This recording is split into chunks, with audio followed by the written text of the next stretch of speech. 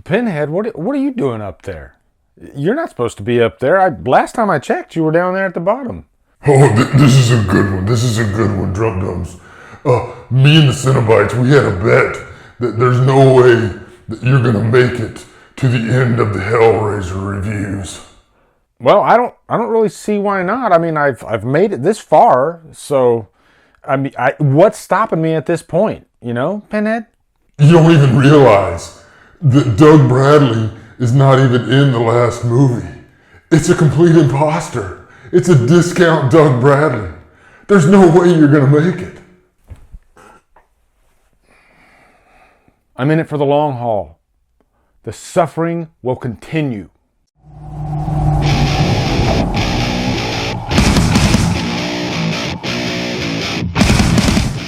Hellraiser Hellseeker stars Ashley Lawrence, Dean Winters, and is directed by Rick Botta. Boy, am I going to need this because we're going to do Hellraiser Hellseeker, and this was a rough movie to get through right out the gate. But we're still going to review it. We're going to have fun. Here we go. What's up, guys? Welcome to another Hellraiser review. I've been getting a lot of messages and tweets on Twitter stating, hey, are you ever getting back to the Hellraiser reviews? It's been 3 months since I did Hellraiser Inferno, and I thought, hey, I have a window here, might as well jump back into the series. So I threw in Hellraiser Hellseeker last night. And I have to give a quick shout out. I did an unbox for this complete Hellraiser box set. This is a custom set from a good friend of mine, Rick, on some internet forums. We've been friends for a couple years. And one of his hobbies is he likes to make his own personal custom complete collections. And he made me a complete Hellraiser collection, which is gorgeous. So yeah, just so you guys can see that, I posted an Instagram picture of that, and I had a lot of people saying, hey, where can I get this? And unfortunately you can't. It's a custom job, but I guess I'm bragging a little bit. But the Killer Flicks and the Drumdums t-shirts are rolling in. If you look on the screen there, I said if you post a picture, I will put it in an upcoming video, and that's what I'm doing right here. See all these beautiful people with all these Killer Flicks and Drumdums t-shirts. We got Esther Meeks, we got Michael Mims, Cody Leach, Nick Pusa, and Woody Bowen himself, who designed the logos for Killer Flicks and Drumdums. Fantastic work, good sir. But also Robbie Sobel from Twitter, he also posted a pic. So there you go, guys. Thank you for posting those great pics. And if you want a Drumdums or a Killer Flicks t-shirt, there is a link in the info box to the Drumdums store. You can go there and you can purchase those. But at the beginning of Hellraiser Hellseeker, we see our main character Trevor and his wife Kirsty from the first two Hellraiser movies, even though she has a small little cameo in the third one. But right off the bat, there's this car accident, and in our mind, Kirsty has died right at the beginning of this movie. And so Trevor suffers amnesia from this. And so the rest of this movie is him kind of putting the pieces back together, figuring out what's going on.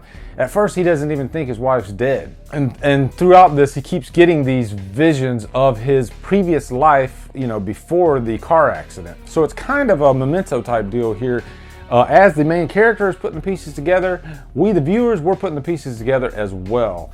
And of course, we have a nice big surprise ending at the end. Now, a little backstory on this movie. Like Hellraiser Inferno, this was a script that had been sitting on desks at Dimension Films that was not related to the Hellraiser series whatsoever. So they thought, you know, two birds, one stone, let's actually make a Hellraiser movie out of this, because it can be done. If you've looked at the previous Hellraiser movies, even the first movie, you don't see Pinhead that often actually. You know, so you can kind of plug Pinhead into certain scripts and you can make it work. And that's what they did. They plugged Pinhead in there, they plugged Kirsty in there, and it was nice to have Kirsty back, which leads me to my first pro for this movie.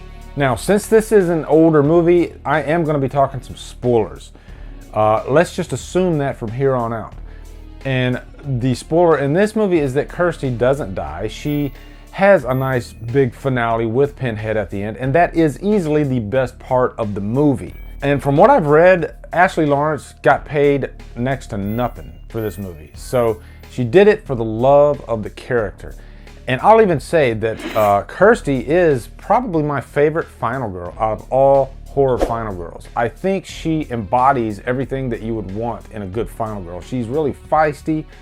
but she's also vulnerable, and you can't help but root for her. And she shines in this movie. She really does. She has that moment in the sun where she saves the day, and she kicks ass. Also, this could have been a good movie. I think all the plot elements are there to make it a good movie. But I think the big thing that kept it from that was how repetitive it was, and how we constantly had these little dream sequences over and over and over. You know, and a lot of the scenes were kind of the same type deal. Our main character, Trevor, is not likable at all. He's the type of character that just constantly cheats on his wife. There's just nothing to grab onto. And I have nothing against main characters that aren't necessarily good people, but give me something to relate to with these characters, or something to find interesting. I guess that's the big thing. I wasn't interested in him as a character at all. Plus, even though I said I really enjoyed Ashley Lawrence in this movie, I would have loved to have seen her come back in a much bigger way. I don't think this was the script that I wanted her to make her big comeback in. I think if you're going to bring back the main final girl, I'll use Jamie Lee Curtis as a great example in H2O.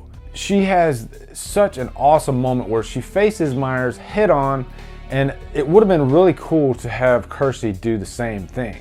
But instead, she made this kind of ham-fisted deal with him, traded him 5 souls, and that way she could live. Which is cool, I guess, but it's not as epic as I wanted it to be. And also, guys, this movie, it drags. It really does. I had a tough time getting through it. It was a chore. It does pick up in, say, the last 20 minutes, but up until that, you're just spending time watching all these uninteresting characters who are just complete douchebags, and you don't really care about any of them. The acting's not that great. And it's interesting that the main character, Trevor, played by Dean Winters, is probably one of my favorite characters that was on the show 30 Rock.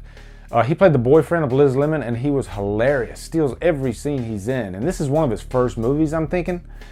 But I can't really blame him. It's really just a script. There's nothing interesting about this script at all, even though it could have been interesting. So anyway, guys, I have to give this movie a 2 hours lost. It's a shame.